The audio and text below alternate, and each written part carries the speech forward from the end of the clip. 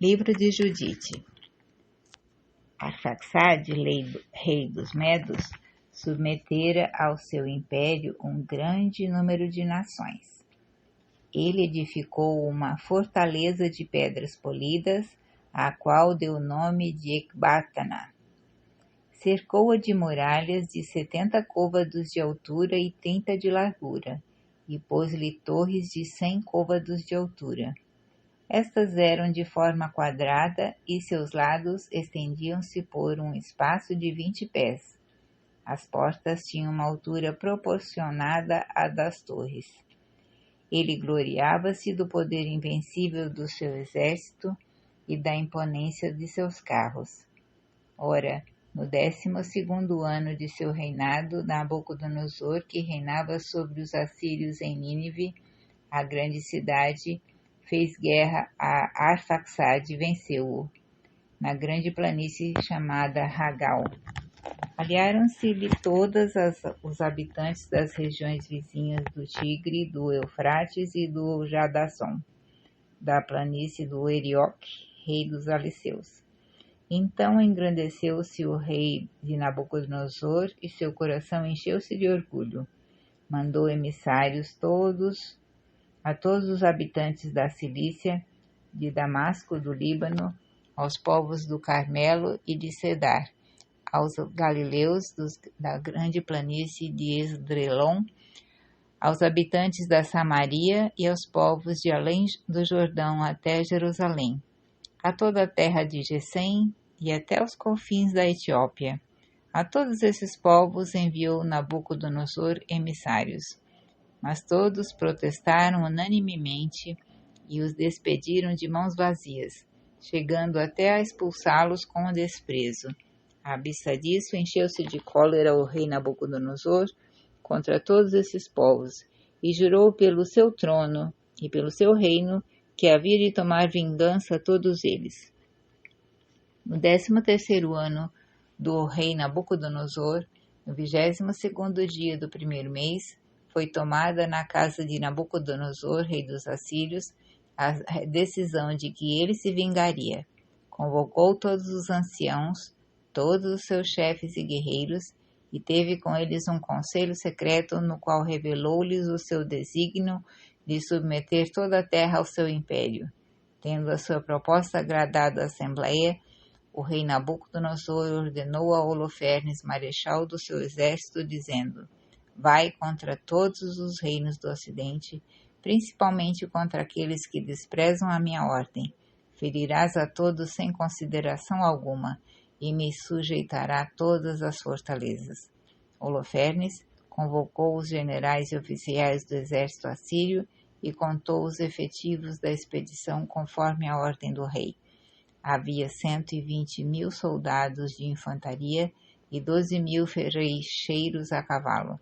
Mandou adiante do seu exército uma multidão de camelos, com provisões abundantes para as tropas e inumeráveis rebanhos de bois e de cordeiros. Ordenou que em toda a Síria se preparasse trigo para quando ele passasse. Levou também grande quantidade de ouro e de prata de tesouro real. Pôs-se a caminho com todo o exército, com os carros dos cavaleiros e os frecheiros, que se espalharam pela terra como gafanhotos. Atravessou as fronteiras da Assíria e chegou às grandes montanhas de Ange, que ficam ao norte da Cilícia. Penetrou em todos os seus fortes e apoderou-se de todos os seus bens. Tomou de assalto a célebre cidade de Melitene e saqueou todos os filhos de Tarsis e os filhos de Ismael, que habitavam defronte do deserto ao sul da terra de Selom. Passando o Eufrates pela segunda vez, penetrou na Mesopotâmia e arrasou todas as fortalezas do país, desde a torrente de Caboras até o mar. Em seguida, apossou-se de todas as regiões que marginam o Eufrates, desde a Cilícia até a terra de Jafete, que se estende para o sul. Levou consigo todas as madianitas, saqueou todas as suas riquezas e passou a fio de espada todos os que lhe opunham resistência. Depois desceu às planícies de Damasco no tempo da colheita, queimou todas as colheitas e cortou todas as árvores e as vinhas. Tornou-se assim objeto de terror para todos os habitantes da terra. Então os reis e os príncipes de todas as cidades e de todas as províncias da Síria, da Mesopotâmia, da Síria de Sobal, da Líbia e da Cilícia enviaram seus delegados a Holofernes para lhe dizerem: cessa a tua indignação contra nós. É melhor que vivamos servindo o grande rei Nabucodonosor e submetendo-nos a ti do que morrermos, depois de havermos sofrido, além da nossa perda, os males da escravidão.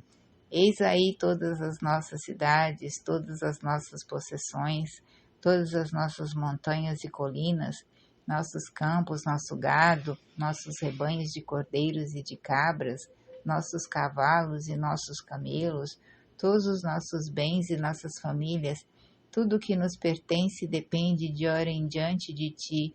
Somos teus escravos, nós e nossos filhos. Venha a nós como um senhor pacífico e emprega os nossos serviços como te parecer melhor. Holofernes desceu então as montanhas com suas poderosas forças de cavalaria e apoderou-se de todas as cidades e de todos os habitantes do país. Levou de todas as cidades para suas tropas auxiliares, homens valentes e escolhidos para a guerra. Era tão grande o terror daquelas províncias que os principais e os magistrados de todas as cidades saíam com o povo ao seu encontro e o acolhiam com coroas e achotes, dançando ao som dos tamborins e das flautas. Mas não conseguiram, apesar disso, abrandar a ferocidade daquele coração. Ele destruiu as suas cidades e cortou os seus troncos sagrados, pois Nabucodonosor havia-lhes ordenado que exterminasse todos os deuses da terra, para que só ele fosse chamado Deus por todas as nações que lhe conquistasse o poder de Holofernes. Ele, atravessando a Síria de Sobal, toda a Palmeia e toda a Mesopotâmia, chegou aos idumeus, na terra de Gabaá. Depois de haver conquistado suas cidades, fez ali uma parada de 30 dias, durante os quais juntou todas as forças de seu exército. Ouvindo isso, os israelitas de Judá ficaram muito alarmados com a aproximação de Holofernes. O medo e o terror apoderaram-se dele, temendo que ele fizesse a Jerusalém e ao templo do Senhor o mesmo que ele fizera às outras cidades e aos seus templos. Mandaram mensageiros por toda a Samaria e seus arredores até Jericó e ocuparam todos os cumes dos montes. Cercaram de muros todas as suas cidades e armazenaram trigo para poderem sustentar o combate. De seu lado, o sumo sacerdote Eliacim escreveu a todos os que habitavam defronte de Esdrelon, que está à fronteira à grande planície vizinha de Dotaim, e a todos os das terras pelas quais haviam passagens, pedindo-lhes que ocupassem as vertentes montanhosas que davam acesso a Jerusalém, e que pusessem guarnições nos desfiladeiros por onde se pudessem passar. Os israelitas executaram todas as ordens de Eliacim, sacerdote do Senhor. Todo o povo orou fervorosamente ao Senhor, humilharam suas almas com jejuns e orações, e eles e suas mulheres. Os sacerdotes vestiram-se de cilício, as crianças prostraram-se diante do templo do Senhor, e cobriu-se o altar do Senhor com um cilício. Unidos de coração e de alma, clamaram ao Senhor que não entregassem seus filhos à rapina do vencedor, suas mulheres à devassidão, sua cidade ao extermínio, seu templo à profanação, e não permitisse que eles próprios se tornassem o opróbrio das nações pagãs. Ele assim, sumo sacerdote do Senhor, percorreu então todo o país de Israel e falou ao povo nestes termos: estais certos de que o Senhor vos ouvirá. se perseverardes jejuando e orando em sua presença. Lembrai-vos de Moisés, servo do Senhor, Amaleque, que confiava em sua força, em seu poder, em seu exército, em seus escudos, em seus carros e cavaleiros, foi derrotado por ele, não com a força das armas, mas com o poder da santa oração. Isso mesmo acontecerá a todos os inimigos de Israel, se perseverardes na obra que começastes. Com tais exortações, os israelitas puseram-se a orar diante do Senhor. Mesmo aqueles que ofereciam holocaustos ao Senhor faziam-se revestidos de sacos e com a cabeça coberta de cinzas. E todos rogavam a Deus de todo o seu coração que visitasse o seu povo de Israel. Holofernes, marechal do exército assírio, foi avisado de que os israelitas se dispunham à resistência e que haviam bloqueado as passagens dos montes. Explodiu então a sua cólera e, cheio de furor, convocou os príncipes de Moabe e os generais dos amonitas e disse-lhes: Dizei-me, quem é esse povo que ocupa as montanhas? Quais as suas cidades, a sua força, o seu número? Qual o poder e o efetivo de seu exército? Quem é o seu chefe? E por que motivo ele foi o único dentre todos os povos do Oriente que nos desprezou, recusando-se a sair ao nosso encontro para receber-nos pacificamente? Aquior, chefe dos amonitas, respondeu-lhe: Meu senhor, se te dignas ouvir-me, dir-te-ei a verdade acerca deste povo que habita nos montes, e nenhuma mentira sairá da minha boca. Este povo é da raça dos caldeus. Habitaram primeiramente na Mesopotâmia, porque recusavam seguir os deuses de seus pais que estavam na Caldeia.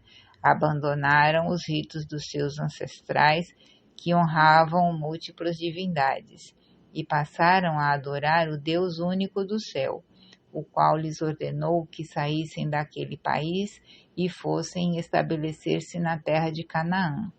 Depois disso, sobreveio a toda a terra uma grande fome, e desceram ao Egito, onde durante 400 anos multiplicaram-se de tal forma que se tornaram uma multidão inumerável.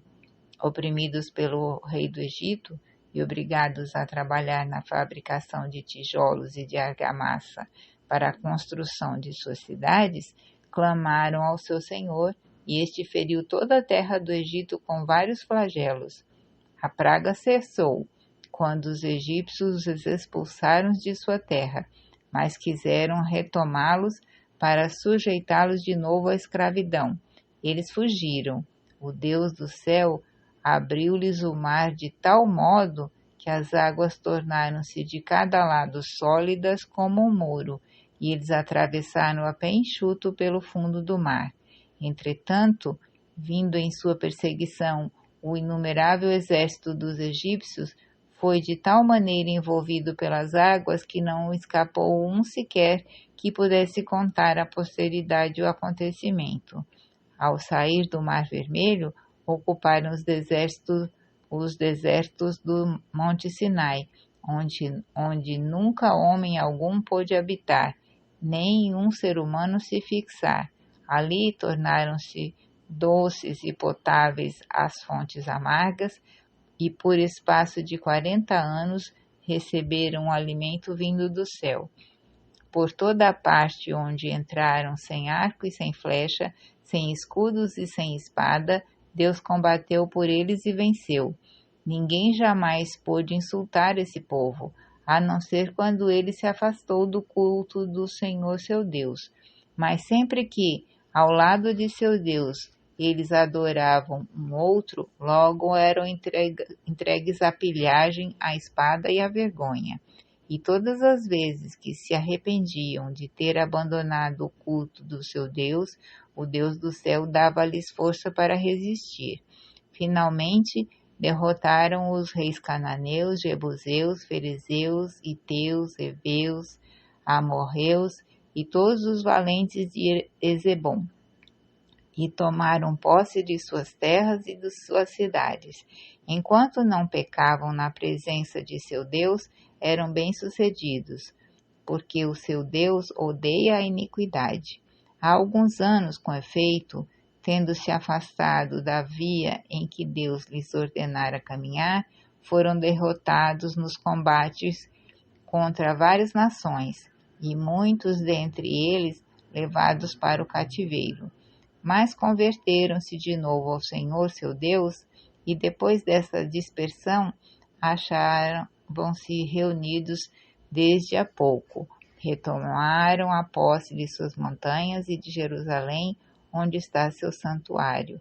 Agora, pois, meu Senhor, informa-te se este povo cometeu alguma iniquidade na presença de seu Deus, e então subamos e o ataquemos, porque o seu Deus os entregará nas tuas mãos e ficarão sujeitos ao teu poder. Mas se esse povo não está manchado de nenhuma ofensa para contra o seu Deus, não o poderemos enfrentar, porque o seu Deus o defenderá e seremos o opróbrio de toda a terra. Calando-se Aquior, todos os grandes de Holofernes se indignaram e queriam matá-lo, e diziam entre si: quem é esse homem que pretende que os israelitas possam resistir ao rei Nabucodonosor e ao seu exército, sendo eles homens sem armas, sem força e ignorantes de estratégia?